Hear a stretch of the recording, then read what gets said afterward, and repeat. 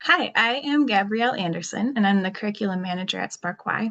I'm here with Francie Haig, a curriculum and training apprentice, to talk with Andrew Rescorla from Urban Greens.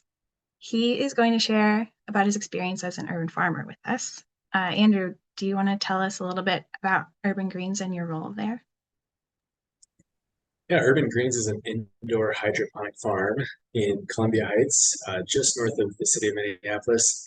And we grow a range of herbs. It's a lot of basil, but then chives, dill, parsley, sage, as well as some microgreens, and sell them to grocery stores and co-ops around the Twin Cities. Thank you. And what is your title there at Urban Greens? We're a small business. We don't have terribly official titles. I am one of the two owners and kind of a do it all, do whatever needs to get done sort of guy. All right. So, how did you enter that field, and what has your career path been like?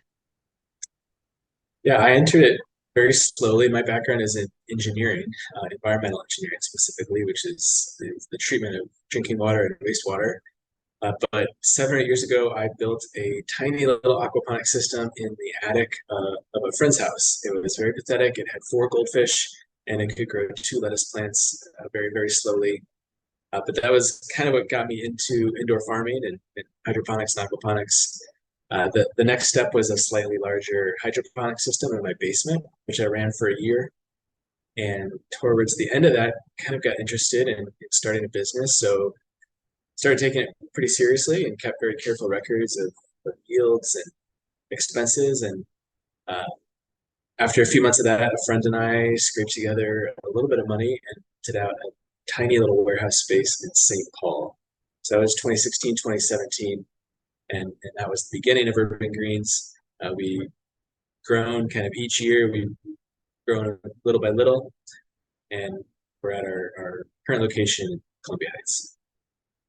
That sounds really interesting. What does a typical day look like in your job?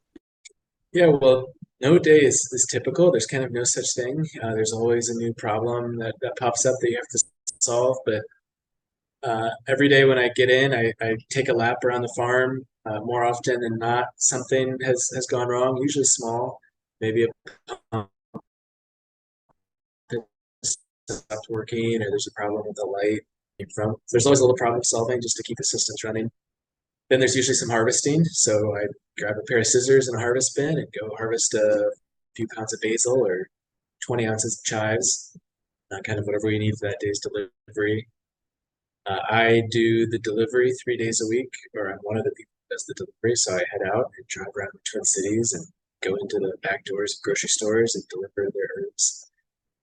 And then usually there's a few projects going on. So today I had to redo some of our plumbing. It just started to get leaky and old. So I cut out the old PVC and put in the new PVC and glued it together.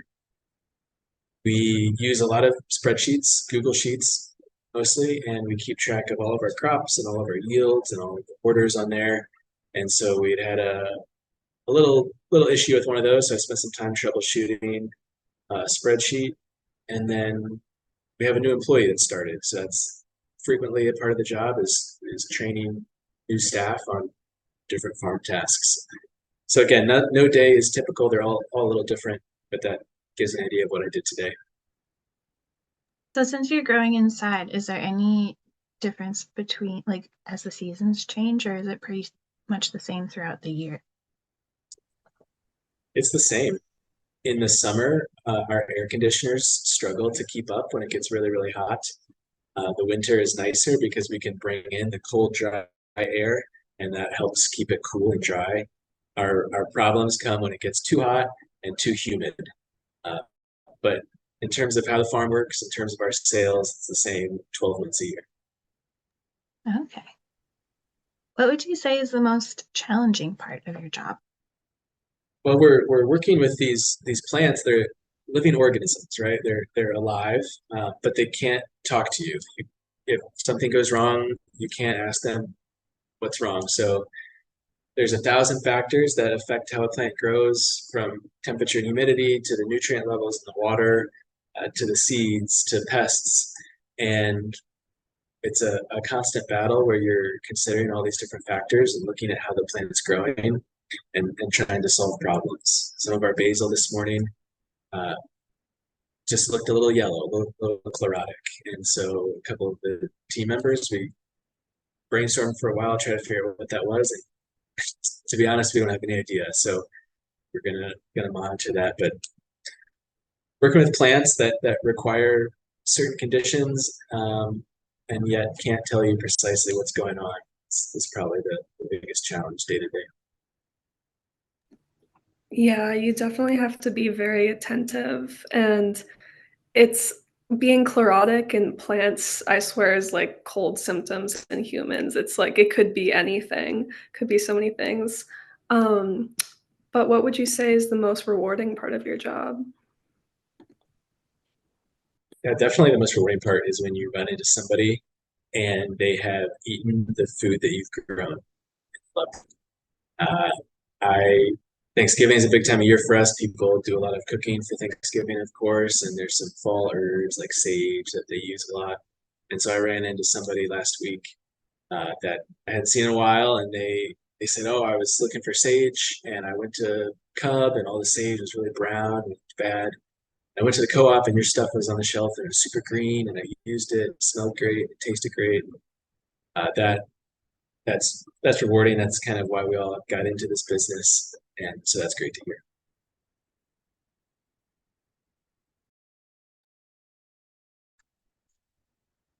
If someone watching this video wanted to buy some herbs from Urban Greens, where could they find them? Yeah, well, definitely encourage you to check out a co-op. So we're in a number of the co-ops in the area, East Side Co-op and Northeast Minneapolis, and then Seward Co-ops. There's two of those, as well as the Wedge, and then there's Lakewinds Co-ops, Kowalski's, and Lund's all carry Urban Greens. What changes to your field do you predict will take place in the next 5 to 10 years? Well, I think the technology will continue to improve.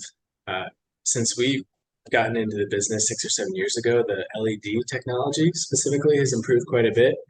And I suspect that'll continue to get better and more efficient and make the business a better opportunity.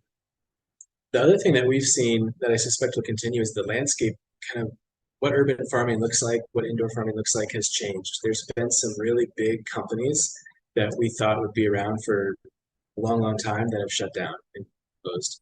And there's been some new companies that came out of nowhere and gotten very, very big. So I suspect some of that turnover will continue. A lot of these businesses are new. They're using methods or business models that are unproven or kind of being tried for the first time. So I suspect there'll be a lot of turnover. What are the new companies that you've seen come onto the field? Yeah, so a few of them that have been around for a while. Plenty is one of them. They're, I believe, out of the West Coast. Um, Revel Greens is one here in Minnesota. They have a few locations around the country, but they keep getting bigger and bigger. They do a lot of greenhouse lettuce. So those are two of the big ones. Cool, yeah, I think I've seen Revel. I've definitely also seen Urban Greens at the co-op at Eastside and Seward, but yeah, you grow some good herbs. Um, what is one piece of practical advice that you'd give to someone starting out for urban farming? Yeah, I think do something.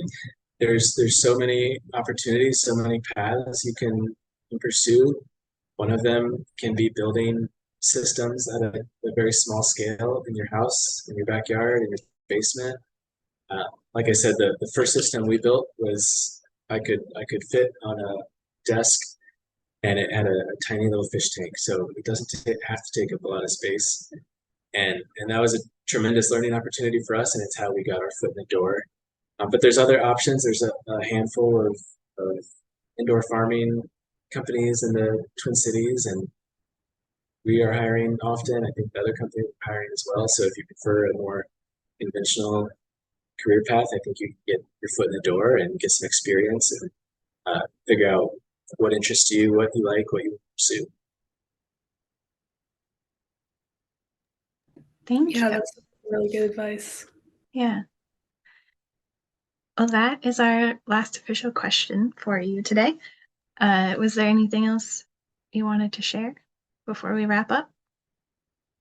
No, just that it's an exciting field. It's new. It's always changing. I think young people that are ambitious and smart are. I think it's a great place for people to go and kind of help the industry move forward.